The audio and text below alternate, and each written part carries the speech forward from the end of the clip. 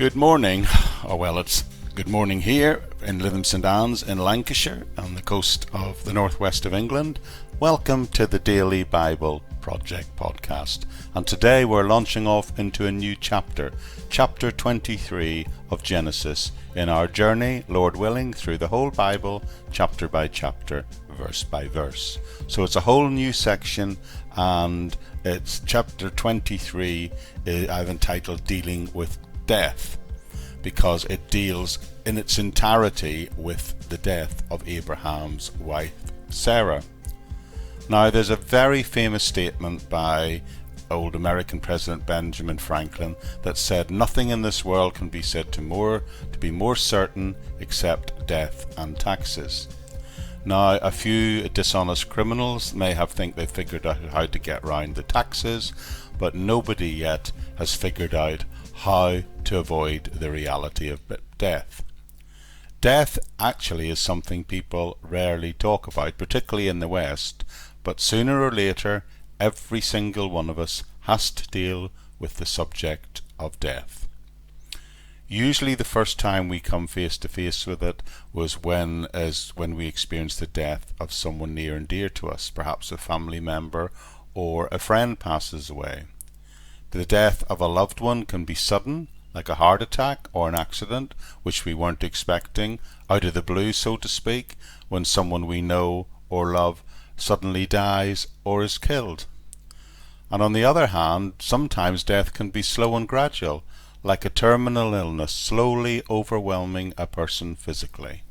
Therefore, whether it comes slowly or suddenly, we all at some point will be confronted with the subject of death. And when it comes to it, it would be helpful to know how we should deal with it.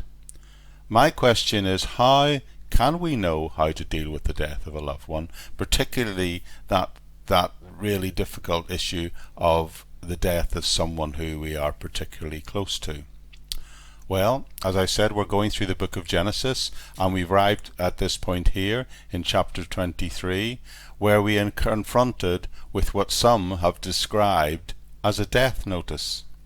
Now, there are many notifications of death in the Bible. We are told many times that someone died, but most of those reports of the death are usually just quite a brief note, often within just a line within a generational list of names. But the death notice we're going to look at over the next few days is one that is much more detailed and much more extensive. It's an extended description of what happens after someone dies. Over the next 4 or 5 episodes, I want to look at the experience of Abraham and the loss of his beloved wife Sarah, and see what happens and what he does. But also consider if any of what's going on here applies or can help us today. Now, reading Genesis chapter 23, we quickly find out in the opening verses that Abraham's wife dies. Let me just read the first 2 verses for you. It says, Sarah lived to be 127 years old. She died at Kiriath Arba, that is Hebron, in the land of Canaan, and Abraham went to mourn for Sarah and to weep for her. So you see, this whole chapter is going to be about the death of Sarah, which is rather, highly unusual in Bible terms. I don't know of any other passage in the Bible which goes into any, never mind as much detail as this, about the death and the burial of someone. Perhaps, of course, with the exception of the Gospel account of Jesus' death, but that is, of course, an entirely different situation. What happens here in this passage is that Abraham is seen to respond to Sarah's death by doing certain things, in fact doing 3 things, and it's those 3 things that I want to lay out for us clearly.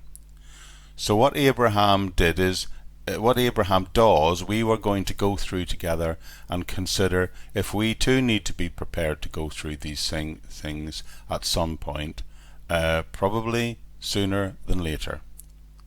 But let me back up and just start with the plain fact of the opening verse that tells us Sarah died.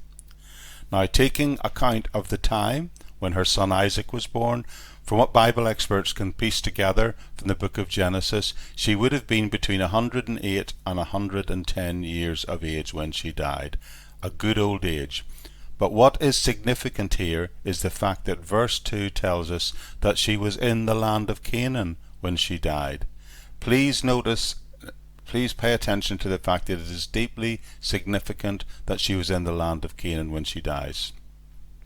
Now, I don't think I have to tell you that Sarah is, of course, a really important woman in the Bible for many reasons. The Lord promised Abraham that he was going to bless him and give him the land, and thereby bless the whole world through him and his generations that would follow. And Sarah was an integral part of that by Pan, because although Abraham had another son by a handmaid Hagar, we will remember that God had particularly said, I'm going to bless you and I'm going to give you a son. And that's why Sarah is really important. She's individually important, in one of the most individually important women in all of the Bible. But there's another reason why she's important. You see, the book of Hebrews tells us, it makes clear for that the other reason why she's important is that she stands as an example. But that doesn't really get a lot of attention. In fact, 1 Peter chapter 3 also describes her as a role model for Christian women. There's a description of her that that is not really popular, particularly in recent times in this day and age. But this view of Sarah and her importance as a role model, we'll begin to look at that next time. So, thank you for joining me, and I trust I can welcome you back here again tomorrow on the Bible Project Daily Podcast. Bye-bye for now.